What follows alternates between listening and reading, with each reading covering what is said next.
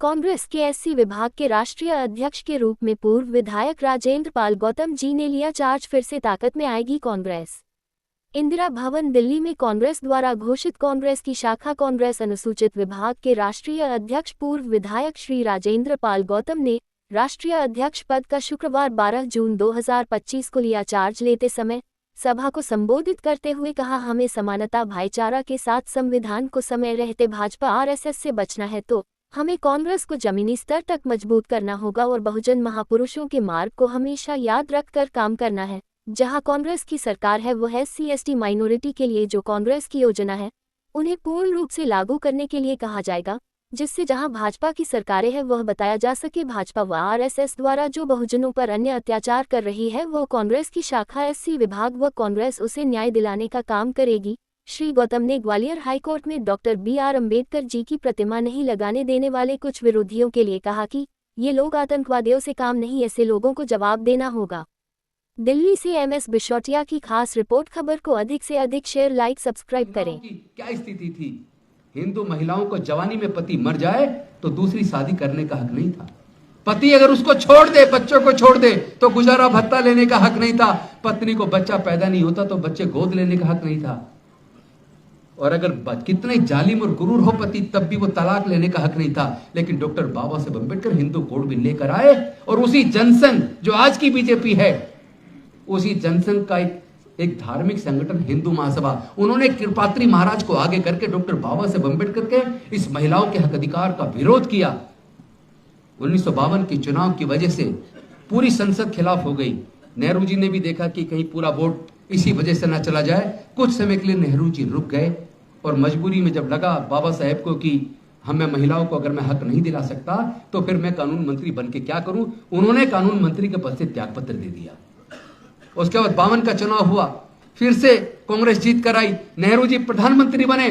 Doctor Baba Saheb Ambedkar Nehru ji से मिले और नेहरू जी ने कहा अब हम फिर से सरकार बन गई है, अब हम आपके इस काम को आगे बढ़ाएंगे। और ये हिंदू कोड बिल 4 भागों में बंटकर, Hindu marriage act, Hindu succession act, Hindu adoption and maintenance act and Hindu guardians and wards act, ये 4 भागों में बंट के वो कानून लागू हुआ और भारत की महिलाओं को हक मिला। तो ये कांग्रेस ने किया, तो वो कांग्रेस बदल गई। और ये भी कभी कभी होता है, पूरी भारतीय जनता पार्टी कितना लगातार उनके मंत्री अपमान कर रहे हैं, कहीं मुस्लिम का अपमान कर रहे हैं, कहीं महिला का अपमान कर रहे हैं, कहीं दलितों का अपमान कर रहे हैं, कहीं आदिवासियों का अपमान कर रहे हैं। उसके बाद भी देखो उनका नेता कभी माफी नहीं मांगता। मणिपुर में क्या स्थिति है, माफी भी नहीं मांगी, आज तक गई भी नहीं है। लेकिन महान वो होता है जो अगर गलती हो जाए तो गलती को स्वीकार करे। आपको याद होगा 30 जनवरी 2025 को गालिब ऑडिटोरियम के अंदर हमने संविधान सम्मान सम्मेलन किया, तो आदरणीय राहुल गांधी जी आए, पूरे समाज के शुभचिंतक लोग, बुद्धिजीवी लोग, विभिन्न संगठन थे, जैसे आज भी आए हुए हैं। भारतीय बौद्ध महासभा के लोग आए हैं, डॉक्टर अंबेडकर जागृति संघ के लोग आए, समता सैनिक दल के लोग आए, भीम आर्मी तक के लोग आए, भीम सेना के लोग आए, मिशन जय भीम की पूरी टीम आई है, गुरु रविदास जन्मोत्सव कमेटी, डॉक्टर अंबेडकर जन्मोत्सव कमेटी, यानी पूरे हमारे जो मुख्य सामाजिक संगठन है वो सारे के सारे यहां मौजूद क्यों हैं? क्योंकि उनको एक उम्मीद जगी है। उस दिन 30 जनवरी 2025 के प्रोग्राम में आदरणीय राहुल गांधी जी ने, जो विपक्ष के नेता हैं, सबके सामने स्वीकार किया कि कांग्रेस से कुछ गलतियां हुई हैं, हम स्वीकार करते हैं। ये बड़प्पन है, वरना नेता हम देख रहे हैं आजकल गलती को स्वीकार नहीं करते।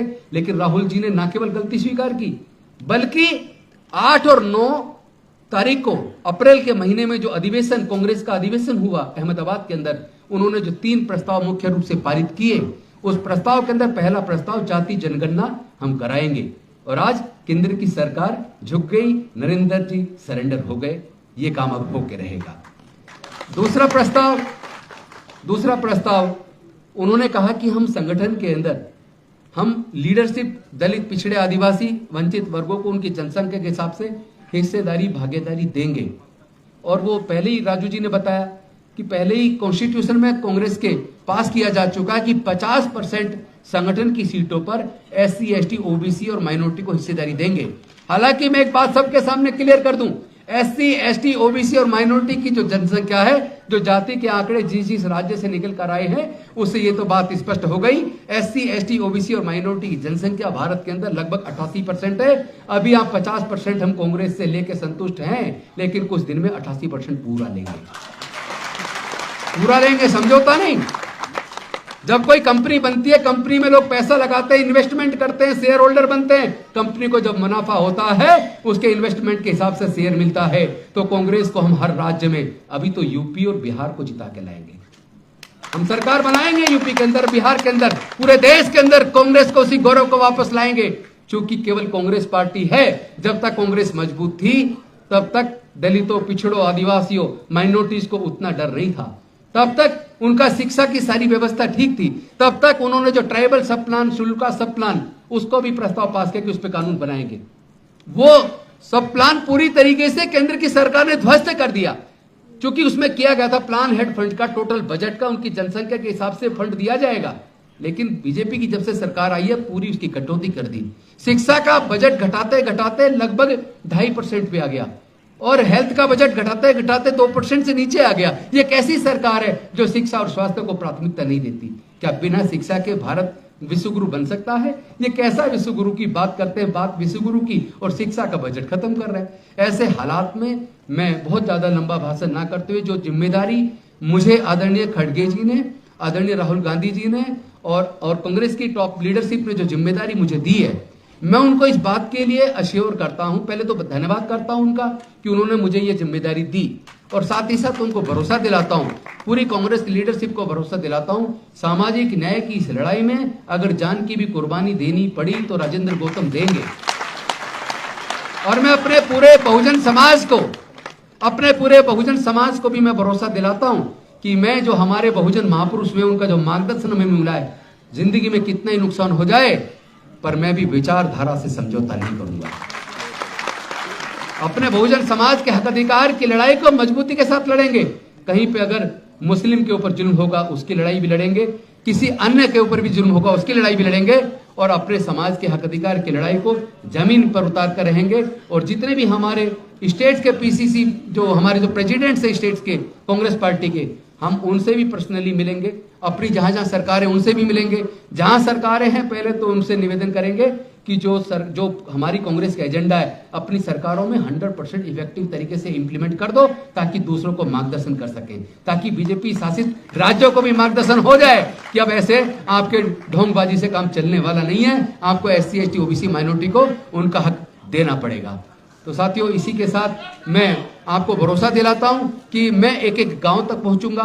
लेकिन एक निवेदन आप सबसे करना चाहता हूं, आगे से कोई पैरों के हाथ में पैर छूने की प्रथा गुलामों की प्रथा है। आप अपने बुजुर्गों के पैर छुओ, अपने माँ बाप के पैर छुओ, लेकिन किसी नेता के पैर छूने की जरूरत नहीं है। सम्मान तो हाथ मिला के आंखों से भी हो सकता है। आपको किसी के पैर छूने की जरूरत नहीं, कोई गिफ्ट लाने की जरूरत नहीं, फूल मालाएं लाने की जरूरत नहीं है, और कोई सिफारिश मत करवाइए। सिफारिश से किसी को कोई पोस्ट नहीं मिलेगी, आपके काम के दम पर मिलेगी।